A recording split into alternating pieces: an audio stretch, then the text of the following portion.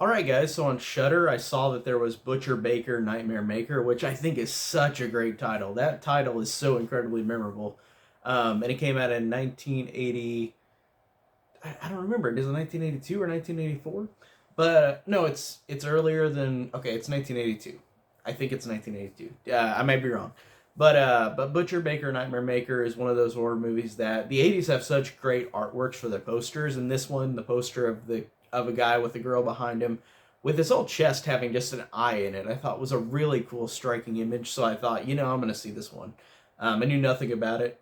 I kept hearing people talk about it, and I kept hearing people say that it's really gay, and it's like a gay horror movie that was from the 80s that's gayer than a Nightmare on Elm Street Part 2, which I thought was interesting because this movie, looking at it, it's not really, it's just like Nightmare on Elm Street 2, where it's not really just flat out like gay, it's just got all the undertones to it. Um, but I'll get to that in a little bit. But the movie is about this guy, this kid who's orphaned, who lives with his aunt Cheryl. His name's Billy, I think, and the aunt Cheryl's crazy. Like, she does not want Billy to leave him, and she basically throughout the movie tries to have sex with her little nephew, this 17-year-old kid. This woman is flat out insane. This character, Aunt Cheryl.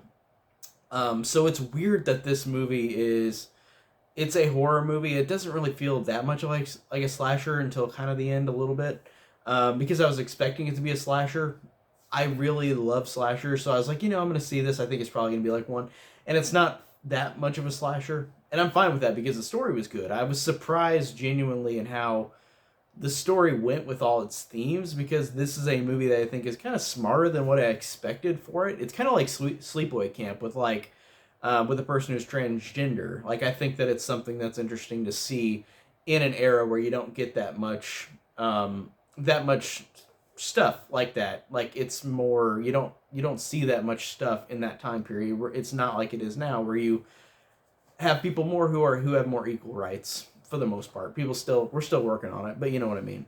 And and the thing that's interesting is that it is really about incest and sexuality. Like I said, the aunt is basically treating this kid like a lover. You don't see her have sex with him, but she basically treats him like a lover, and it's pretty hard to watch in a good way. But the performances are really good, especially from her. The performances from all of them are good, but it has a lot of incest. It has implied gay stuff because, like, it's got Billy the kid who hangs out with the gym coach for like an hour after school. So it's just assumption. But then he has sex with his girlfriend all the time. The girlfriend is, funny enough, she was from Drake and Josh. I remember she's way older in that, but I remember her being in Drake and Josh as I forgot what her character did in Drake and Josh, but I liked her in that as well, and I thought she was funny.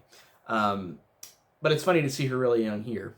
But I like that it does all those themes. I think that that's interesting, that it's a movie about all different things that you didn't expect to hear in the 80s. Like, I like that they went that route because people deserve that kind of thing. Like, people deserve movies like that. Um, it took us until Get Out to get like a fully black-led horror movie. Like, so you needed to rush in the other way with gay people as well. It's always something where, like, these kind of taboo things, like, it's funny to see them in older eras of time in movies, like, because you don't expect that, and I like that this movie had that.